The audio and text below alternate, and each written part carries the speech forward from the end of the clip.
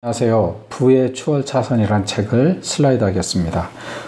부자들이 말해주지 않는 진정한 부를 얻는 방법, MJ 트마크가 지었고요. 저자는 차량 예약 서비스를 제공하는 리모스컴의 설립자로 이 웹사이트를 잘 제작 관리하여 30대에 자수성가한 백만장자 사업가이며 발명가입니다. 천천히 부자 되기의 개념을 뒤집는 것이 미션일 정도로 이 분야의 혁신적인 작가이기도 하고 책 내내 이 내용을 강조합니다.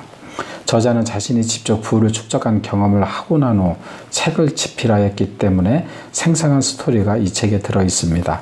반면에 저자가 책 속의 한 사례로 소개하는 부자 아빠 가난한 아빠로도 너무나 유명한 로버트 키요사키의 경우에는 자신과는 다른 방법으로 부를 축적했다고 말합니다. 부자 아빠 가난한 아빠의 로버트 키요사키가 세미나 등에서 이야기하는 부동산으로 돈을 모았을까 아니면 책이 히트쳐서 돈을 모았을까 라고 도전적인 질문을 합니다. 이 부분은 오해가 없도록 책의 내용을 그대로 인용을 하겠습니다. 아빠가 둘인 로버트 키요사키는 자산의 진정한 의미에 대해서 역설하고 현명한 투자자라면 부동산에 투자해야 한다고 말합니다. 한 번은 로버트가 공영방송에 출연해서 자신의 람보르기니를 자랑한 적이 있습니다. 그 모습을 보고 나는 이 책의 저자가 얘기하는 거죠. 아이러니함과 표리부동함을 느꼈습니다. 로버트의 람보르기니는 자기가 가르치는 전략의 결실일까? 그럴지도 모릅니다. 로버트의 인생은 추월차선식 성공의 A입니다. 로버트는 수백만 달러에 달하는 재산을 모았습니다. 하지만 궁금증이 생깁니다. 무엇이 먼저였을까요?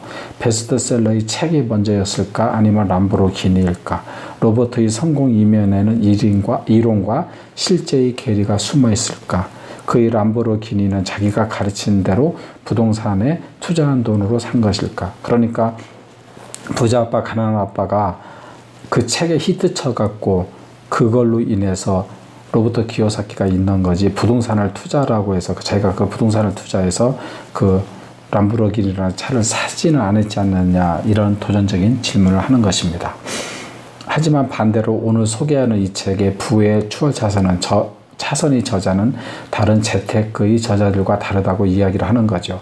저자는 이 책에 담긴 추월차선 개념 덕분에 일찍이 재정적인 독립을 할 수 있었다고 말합니다. 자, 그러면 먼저 여기서 질문을 해보겠습니다. 부는 무엇이라고 생각하는지요? 대부분 부는 돈, 건물, 물질 이런 것을 생각할 것입니다. 그런데 저자는 부는 물질적인 소유가 아니라 가족적인 친밀한 관계, 신체와 건강, 그리고 자유가 바탕이 될 때 얻어진다고 말합니다. 그리고 감당할 수 없는 수준의 물질적 소유물은 부의 3요소를 의협한다고 첨언합니다. 부를 얻기 위해 돈, 부동산의 일평생 노예가 되는 것을 주의하라는 것이죠.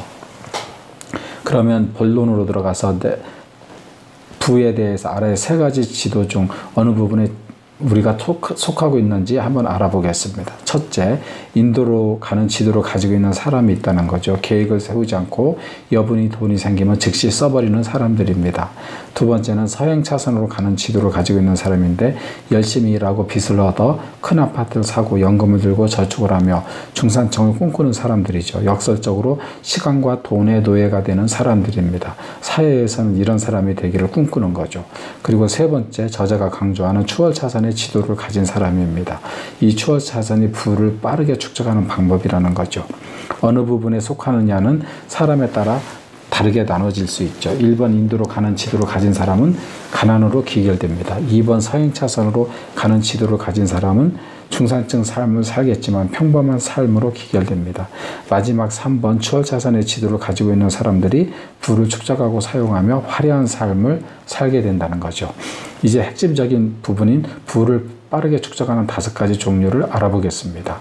첫째, 임대 시스템, 부동산을 말합니다. 부의 기본 단계이죠. 그렇게 재능이 좋지 않더라도 리스크를 적게 지고 부를 축적할 수 있는 수단입니다. 두 번째, 컴퓨터 소프트웨어 시스템. 저자는 이것을 이용해서 돈을 벌었습니다. 이런 예는 빌 게이츠부터 한국의 네이버 창업자 이해진 회장까지 많은 사람들이 있습니다. 그들의 노력도 있겠지만 이런 부분에 대한 재능은 솔직히 부럽습니다. 세 번째, 콘텐츠 시스템. 해리포터의 저자를 생각하면 됩니다. 글쓰기 하나로 엄청난 부를 가졌습니다. 그런데 재능이 있어야 되지 않을까 이런 생각이 듭니다. 네 번째, 유통 시스템입니다. 저자의 글의 일부분을 그대로 옮기자면 오직 한 자리, 하나의 부스에서 핫도그를 판다면 사업의 규모나 이익을 늘릴 방법이 없다. 하지만 만약 500군데의 장소에서 500개의 부스를 500명의 주인에게 대여해주고 핫도그를 판다면 이야기는 달라집니다. 추월차선 부의 방정식에는 그런 의력이 있습니다. 즉 사업의 유통화, 프랜차이즈화를 이야기하는 것이죠. 다섯 번째로 인적자원 시스템입니다. 수백만, 수십억 달러를 벌어들이려면 인적자원 시스템을 이용해야 한다는 것이죠. 즉 사람들과 같이 해야 한다는 것입니다. 그것이 고용의 형태이든 프리랜서의 형태이든 혼자서 모든 일을 해낼 수는 없기 때문입니다. 이상 5가지를 알아봤는데 1번, 즉 부동산 또는 임대 시스템이 최고로 중요한 방법이라고 생각합니다. 다른 사람들도 동의를 할 것입니다. 그러나 2, 4번의 경우에는 할 수 있는 사람과 그렇지 않는 사람들이 나누어져 있습니다. 여기서 또 저자가 강조하는 것이 상품, 그게 유형이든 무형이든 생산하는 사람이 되라고 합니다. 그게 컨텐츠를 생산하든 소프트웨어를 생산하든. 그래서 그걸 소비하는 사람이 되지 않는 게 또 부의 차선으로 빠르게 부를 축적하는 방법 중에 하나라고 생각한다고 이야기합니다. 그리고 이런 방법이, 근데 문제는 이런 방법이 있다고 생각하지 않고 사는 사람들이 세상에 현실적으로 많은 거죠. 그래서 우리가